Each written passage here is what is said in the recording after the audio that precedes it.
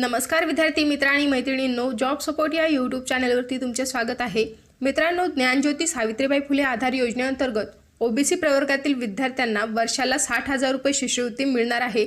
यासाठी शासनाच्या वतीने जीआर देखील काढण्यात आलेला आहे। यामध्ये योजनेचा लाभ घेण्यासाठी पात्रता काय असेल, डॉक्युमेंट कोणती लागतील, अर्ज कुठे करायचा आहे, ही सविस्तर माहिती देण्यात आलेली आहे। तर ती आपण आज या व्हिडिओच्या माध्यमातून जाणून घेणार आहोत। त्यासाठी व्हिडिओ तुम्ही संपूर्ण पहा। चॅनलवर जर तुम्ही पहिल्यांदाच आला असाल तर चॅनलला सबस्क्राइब करा। असेच नवीन व्हिडिओ आम्ही तुमच्यासाठी घेऊन येत असतो।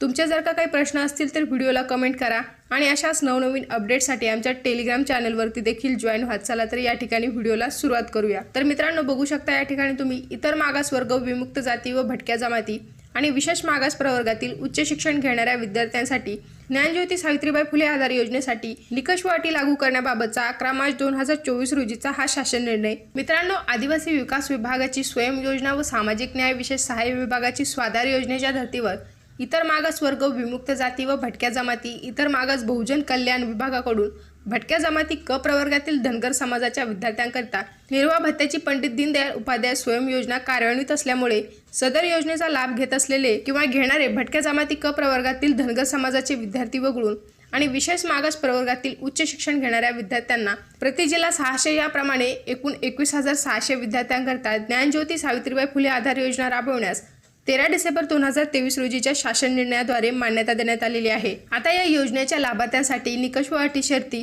या संदर्भात माहिती या नवीन शासन निर्णयामध्ये देण्यात आलेली आहे। सर्वप्रथम तुम्ही या ठिकाणी पाहू शकता तुम्हाला अर्ज कोठे सादर करायचा आहे। तर सदर योजनेचा लाभ घेण्यासाठी विद्यार्थ्यांना संबंधित जिल्ह्यातील सहाय्यक संचालक यांच्याकडे ऑफलाईन किंवा ऑनलाईन पद्धतीने अर्ज सादर करायचा आहे। सहाय्यक संचालक हे अर्जाची छाननी करतील आणि पात्र लाभार्थ्यांना जवळचे मागासवर्गीय मुला-मुलीचे वसतिगृहाचे गृहपाल यांच्याशी संलग्न करतील। योजनेचा लाभ घेण्यासाठी काही मूलभूत पात्रता देखील या ठिकाणी देण्यात आलेली आहे, ज्यामध्ये विद्यार्थी वसतिगृहात प्रवेश करण्यास पात्र असला पाहिजे, विद्यार्थी महाराष्ट्र राज्याचा रहिवासी असावा, तसेच सक्षम प्राधिकाऱ्याने दिलेल्या इतर मागास प्रवर्ग, विमुक्त जाती, भटक्या जमाती व विशेष मागास प्रवर्गाचा जातीचा दाखला म्हणजे कास्ट सर्टिफिकेट तुमच्याकडे असणे बंधनकारक आहे।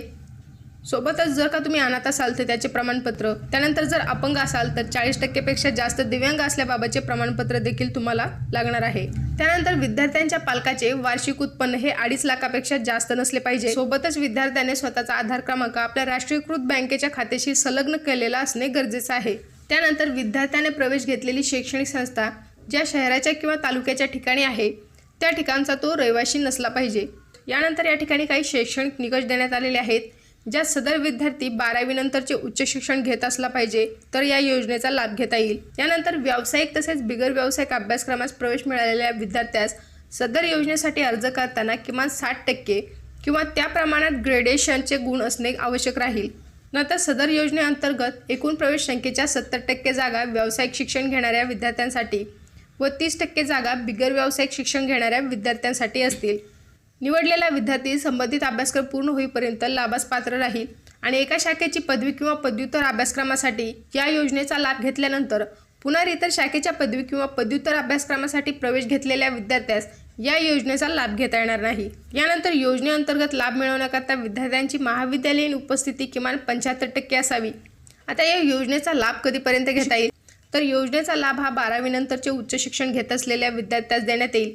तथापि एका विद्यार्थ्यास जास्तीत जास्त 5 वर्ष सदर योजनेचा लाभ घेता येईल, परंतु इंजिनिअरिंग वैद्यकीय अभ्यासक्रमासाठी सदर योजनेचा लाभ जास्तीत जास्त 6 वर्षापर्यंत घेता येईल। तसेच सदर योजनेचा लाभ घेण्यासाठी विद्यार्थ्याचे कमाल वय हे 30 वर्षापेक्षा अधिक नसावे, अशी वयोमर्यादा या ठिकाणी ठेवण्यात आलेली आहे। जर का तुमचं वय 30 वर्षापेक्षा जास्त असेल तर तुम्हाला या योजनेचा लाभ घेता येणार नाही। यानंतर या योजनेसाठी आरक्षण देखील ठेवण्यात आलेले आहे। योजनेअंतर्गत दिव्यांग विद्यार्थ्यांसाठी 4% समांतर आरक्षण किंवा शासन वेळोवेळी निर्धारित करेल त्याप्रमाणे असेल आणि अपंग विद्यार्थ्यांसाठी गुणवत्तेची किमान टक्केवारीची मर्यादा 50% इतकी राहील। यासाठी त्यांची स्वतंत्र गुणवत्ता यादी देखील तयार करण्यात येईल। यानंतर या योजनेअंतर्गत महिलांसाठी 30% समांतर आरक्षण निर्धारित केलेले आहे। आता या योजनेचा लाभ मिळवण्यासाठी काही डॉक्युमेंट तुम्हाला लागणार आहेत, त्याची देखील माहिती या ठिकाणी देण्यात आलेली आहे।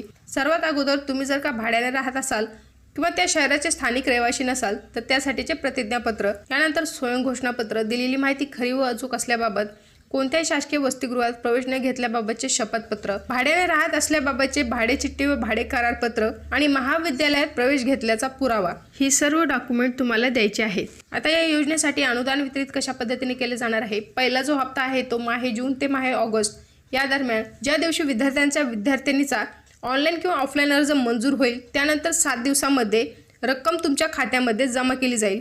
नंतर दुसरा जो हप्ता आहे तो माहे सप्टेंबर ते नोव्हेंबर या कालावधीमध्ये जमा केला जाईल. तिसरा जो हप्ता आहे तो डिसेंबर ते फेब्रुवारी आणि चौथा जो हप्ता आहे तो मार्च ते मे. अशा प्रकारे हे सर्व हप्ते लाभार्थ्यांना वितरित केले जाणार आहेत.